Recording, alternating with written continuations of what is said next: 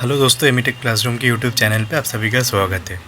और आज की इस वीडियो में हम देखेंगे कि डिफरेंट टाइप का जो वेल्डिंग रॉड होता है वो कौन सा मटेरियल के लिए या फिर कौन सा एप्लीकेशन के लिए कौन सा रॉड यूज़ करना चाहिए।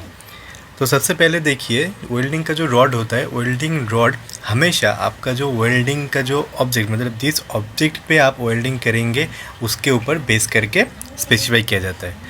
सपोज़ आप अगर माइल्ड स्टील का वेल्डिंग करेंगे तो माइल्ड स्टील अगर आपका वर्कपीस होगा तो उसके लिए जो वेल्डिंग रॉड होगा वो भी माइल्ड स्टील का कंपोजिशन से ही होना चाहिए। अगर आप स्टेनलेस स्टील का वेल्डिंग करेंगे तो जो आपका वेल्डिंग रॉड होगा उसका भी कंपोजिशन स्टेनलेस स्टील का ही होना चाहिए। इसीलिए अलग अलग वर्कपीस का वेल्डिंग के लिए अलग अलग टाइप का रॉड यूज़ होता है। अगर आपको कोई नया वेल्डिंग रॉड मिला, सपोज़ आपको उसके बारे में इतना नॉलेज नहीं है, तो आपको क्या करना पड़ेगा, उसका जो वेल्डिंग रॉड का जो पैकेट होता है या फिर उसका जो बॉक्स होता है उसके ऊपर उसका एप्लीकेशन दिया हुआ रहता है कि ये किस किस काम के लिए ये जो वेल्डिंग रॉड है इसको यूज़ करना चाहिए, इसका कंपोजिशन क्या है। तो आपको सबसे पहले उसका जो बॉक्स होता है उसको अच्छी तरह से चेक करना चाहिए कि इसमें क्या डिस्क्रिप्शन इसका दिया हुआ है। हम कुछ बेसिक इलेक्ट्रोड के बारे में यहाँ पे बात करेंगे। ये जितना भी इलेक्ट्रोड के बारे में हम बात करेंगे ये सारे इलेक्ट्रोड मैंने खुद यूज़ किया है मेरे इंडस्ट्री में काम करते हुए। लेकिन इसमें जितना हम वेल्डिंग रॉड के बारे में बात करेंगे, आपको ऐसा नहीं समझना है कि बस इतना वेल्डिंग रॉड है। वेल्डिंग रॉड तो बहुत सारा मार्केट में अवेलेबल है और किसी एक पर्सन को मेरे ख्याल से पता भी नहीं है कि मार्केट में कितना तरह का वेल्डिंग रॉड मिलता है। ठीक है, बहुत सारा वेल्डिंग रॉड मार्केट में अवेलेबल है और हर एक वेल्डिंग रॉड हर एक अलग अलग पर्पज़ के लिए यूज़ होता है। तो चलिए दोस्तों, हम यहाँ पे देख लेते हैं कि कुछ बेसिक सा इलेक्ट्रोड जो काम के लिए सबसे ज़्यादा इंडस्ट्री में यूज़ होता है। तो सबसे पहले देखिए E6010, 6011 या फिर 6013, 6018। ये जो वेल्डिंग रॉड है ये बेसिकली माइल्ड स्टील के लिए यूज़ होता है, माइल्ड स्टील के लिए यूज़ होता है। और उधर दूसरी तरफ में 7018, ये भी माइल्ड स्टील के लिए ही यूज़ होता है।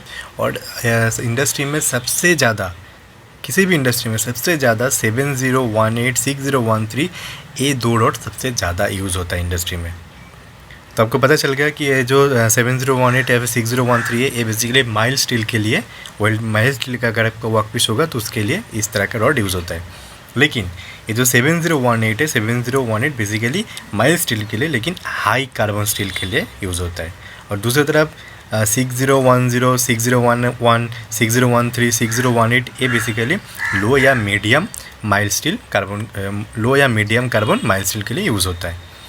उसी तरह से E308L16 ये जो वेल्डिंग रॉड है ये बेसिकली स्टेनलेस स्टील के लिए यूज़ होता है। ये कॉरोजन रेजिस्टेंट है और जैसे कि आपको 06 CR19A910 इस तरह का जो वेल्डिंग रॉड है, इस तरह का जो स्टील का जो वर्कपीस है स्टेनलेस स्टील का, या फिर 347, 321 इस तरह का ग्रेड का जो स्टेनलेस स्टील है उसके लिए E308L या फिर 16 यूज़ होता है। दूसरी तरह से Zyron 224 ये जो वेल्डिंग रॉड है एक कास्ट आयरन का वर्कपीस के लिए यूज़ होता है। इसमें देखिए ये बेसिकली ग्राफाइट कोटेड इलेक्ट्रोड होता है, use for joining building up cast iron as well as for joining cast iron to steel. ये जितना भी हम लोगों का मशीन बेस होता है, bell housing, cylinder head, gear box, pump transmission का जो हाउसिंग होता है वो बेसिकली कास्ट आयरन का बना हुआ होता है। और उस टाइप का जितना भी हम मतलब मटेरियल पे जितना भी हम वेल्डिंग करेंगे उसके लिए Zyron 224 वेल्डिंग रॉड यूज़ होता है। इसका जो मिनिमम टेंसाइल स्ट्रेंथ होता है वो 50,000 PSI होता है या फिर 370 MPa। नेक्स्ट आते हैं यूटेक्टोड 2B। 2B यूज़ होता है बेसिकली ये जो वेल्डिंग रॉड है ये रेजिस्ट सेवर इम्पैक्ट और हाई करोसिव स्ट्रेंथ। ये जो 2B होता है इसको सरफेस वेल्डिंग के लिए यूज़ किया जाता है क्योंकि इसका जो कंप्रेसिव स्ट्रेंथ है वो बहुत ज़्यादा होता है। नेक्स्ट होता है यूटेक्टोड 400। यूटेक्टोड 400 यूज़ होता है मैंगनीज स्टील के लिए। मैंगनीज स्टील क्या होता है? मैंगनीज स्टील बेसिकली जो हम लोगों का एक्सकेवेटर होता है, एक्सकेवेटर का जो टीथ होता है या फिर जो डोज़र होता है, डोज़र का जो ब्लेड होता है, उस टाइप का जो वर्कपीस है उसमें हम अगर वेल्डिंग करेंगे तो उसके लिए हमें 400 का रॉड चाहिए। क्या है यूटेक्टोड 400 क्या होता है? A build up and joining manganese steel for severe impact, shock and hammering. इसका जो इम्पैक्ट या फिर शॉक को रजिस्टर करने का पावर सबसे ज़्यादा होता है। नेक्स्ट हम देखेंगे यूटेक्टोड 700। एक यूज़ होता है इसका भी 700 भी बेसिकली आपका सरफेस वेल्डिंग के लिए यूज़ होता है। इसका abrasion resistant coating of steel withstand severe wear. और CPEM 021 ये यूज़ होता है welding of similar and dissimilar combination of low medium carbon steel, low alloy steel, manganese steel and ideal for construction and mining equipment repair.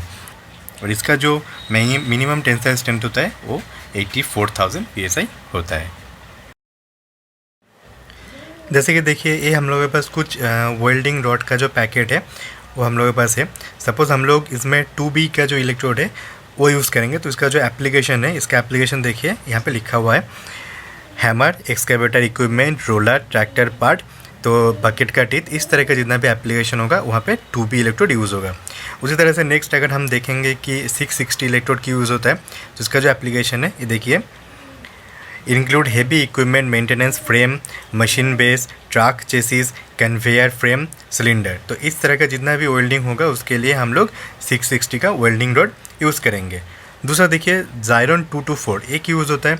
इसका जो application है, applications include engine block, foundry defect, cylinder head, gear box, fly wheel, machine frame, turbine housing, air compressor, transmission cases. तो इस तरह का जितना भी welding होगा उसके लिए हम लोग ज़ायरॉन 224 का इलेक्ट्रोड यूज़ करेंगे। इसी तरह से सपोज़ आपके पास अगर कोई भी इलेक्ट्रोड नया है तो सबसे पहले आपको उसका जो बॉक्स है या फिर पैकेट है उसके ऊपर जितना भी इसका डिस्क्रिप्शन लिखा हुआ है उसको सबसे पहले आपको अच्छी तरह से जाँच कर लेना है, क्योंकि उसका जो पैकेट है पैकेट के ऊपर हर स्पेसिफिकेशन दिया हुआ है। इसका जो इलेक्ट्रोड है इसका कौन सा डायमीटर के लिए करंट का कितना रिक्वायरमेंट है, या फिर ये जो इलेक्ट्रोड है कौन सा पर्पस के लिए यूज़ होना चाहिए, वो सब इसके पैकेट के ऊपर दिया हुआ होता है। तो सबसे पहले आपको इसका जो पैकेट है उसको अच्छी तरह से चेक कर लेना होगा, उसके बाद ही आपको उस इलेक्ट्रोड यूज़ करना है। अगर आपको उस इलेक्ट्रोड के बारे में पहले से पता नहीं है तो